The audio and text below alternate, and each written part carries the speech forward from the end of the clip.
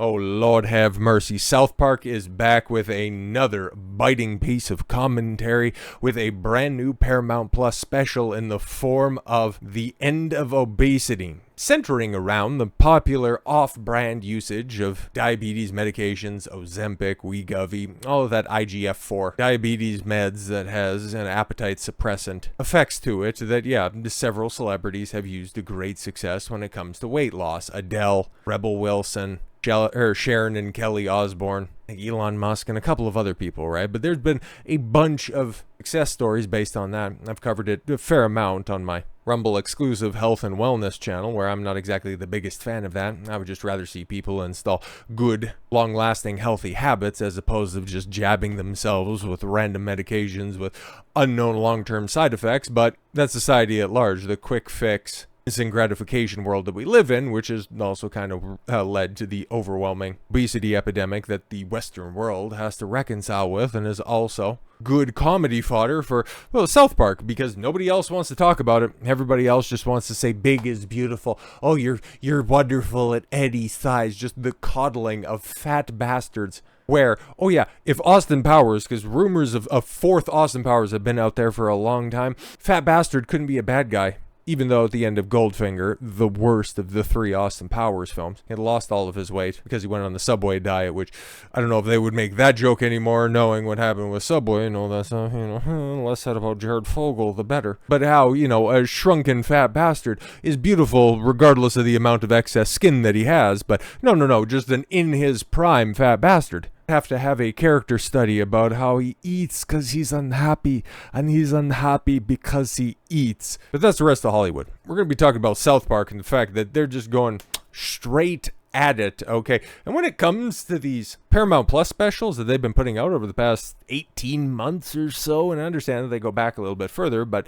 I have no point of referencing Streaming Wars episodes or anything else like that. But the ones that I've been aware of, the Panderverse episode where they went hard against Disney and Lucasfilm, sort of, kind of. They could have went more directly at the follies of the MCU, but it is what it is, and they went against OnlyFans stuff, and Lord only knows how prescient they were on that at the end of 2023 when you had, right in the afterglow of the release of that special, you had the Twitch meta where you had, censored bars over chicks wearing crop tops. It was just the perfect example of you can't make this stuff up. And here we are in May, and South Park mercilessly mocks Lizzo in the End of Obesity episode centered around celeb favorite Ozempic, which is, of course, it's a bigger discussion for the clown show that is the medical industry. And then, of course, holding up with quite a few hands, obesity is being acceptable, and they go after it in their trademark Trey and Matt style. South Park has taken aim at Lizzo, as the animated series unrelentingly mocked Lizzo in an episode centered around celebrity use of Ozempic.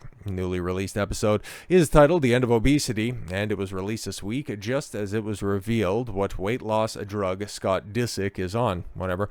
The 36-year-old singer, born of Melissa Vivian Jefferson, was lampooned on the long-running mature animated series because, of course, man, when it comes to parade float-sized celebrities, is Lizzo not the most famous? And because South Park goes after the most famous targets, it would be disingenuous if they didn't make light of Lizzo. About the only time that she's ever been made light of. In the special episode, fan favorite Eric Cartman, whose comedy comes from his size, of course, goes to the doctor's office in hopes of scoring Ozempic amid the weight loss craze. And yeah, they had a very funny joke about how cumbersome the U.S. healthcare system has become. And yeah, of course, that's kind of worth the price of admission right there. But it's Paramount, it's South Park, it's a 5-minute clip that's all over Twitter, and if you want to go check that out, please, I would encourage it. It's good for a laugh. However, he hits a snag as the medical insurance doesn't cover the drug made for diabetes patients, nor does he have the money to buy it. But it's not really all that expensive, so, hey man, whatever.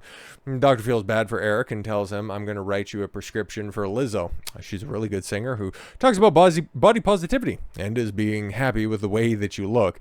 I want you to listen to Lizzo 5 times a day and watch her videos just before bedtime.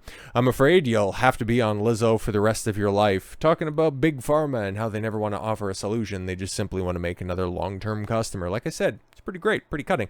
Ever since Lizzo became a household name, she pushed the message of body positivity by her public appearances, social media posts, music, and launching an inclusive athletic brand Yiddy with Fabletics. Which, you know, hey man, as a fellow businessman, it's like you're really missing out on a lucrative opportunity by charging by the square inch of fabric.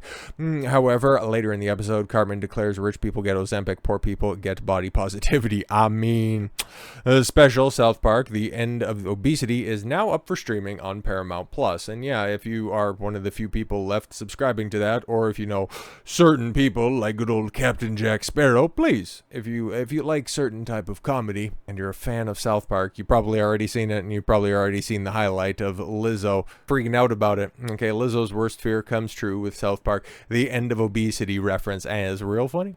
Music star Lizzo was referenced on the latest South Park TV special, The End of Obesity, and she took to TikTok to share her thoughts. South Park's latest episode released on May 24th, where the fictional characters shared their thoughts about prescription drugs like Ozempic and Mounjaro.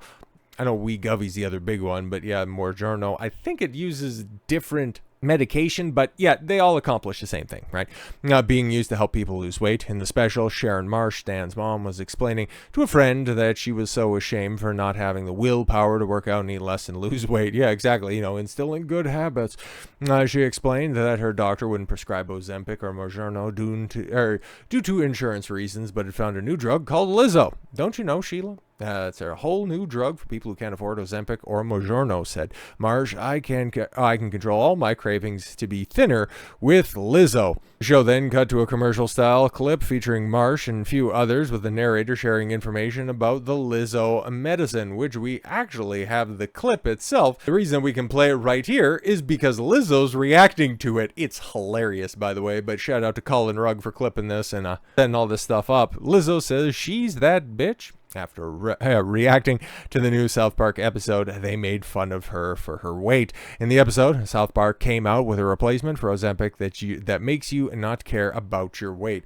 Lizzo seemed honored by the episode. Well, let's just go and see how much cope really is on display, because yeah, for as much as you want to say, well, I'm that bitch, at least I got my name in their mouth. But instead of the first bit of preamble, all I'm gonna do is just go ahead and go right to where Lizzo says, because even though, you know, it's just kind of right there and it's nice and segmented, I don't really know if they're going to hit this. So yeah, I'm just going to go ahead and play it safe on this one, because, well, we're just all basically looking for Lizzo's reaction to, well, her name being dropped in regards to a poor people drug. Anyways, so yeah, here's yo, that's kind of crazy, right? Oh shit, no.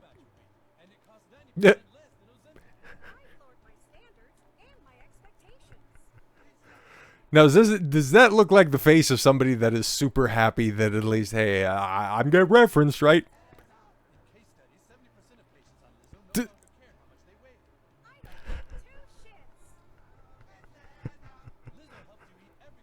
Yo, she big mad.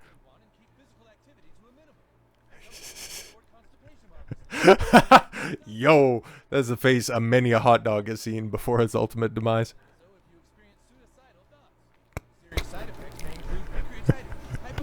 Fucking album. Oh my god. Oh.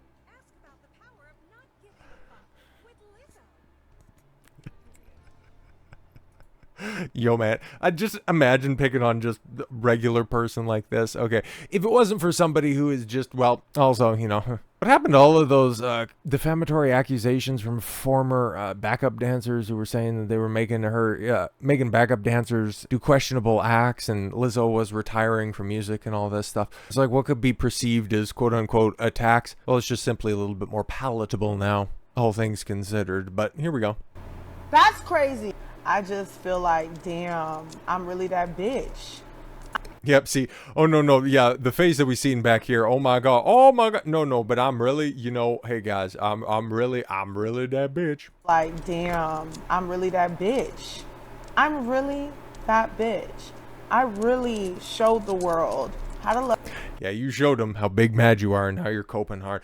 If you could find a mask big enough to put over, it would be the happy face, but you're seething behind it. Love yourself and not give a fuck, to the point where these Men in Colorado know who the fuck I am and put Men in Colorado, I don't think that, excuse me, miss, I don't really think the animated characters are real, and I don't think that Trey and Matt live in Colorado. I'm just gonna throw that out there. on their cartoon that's been around for 25 years.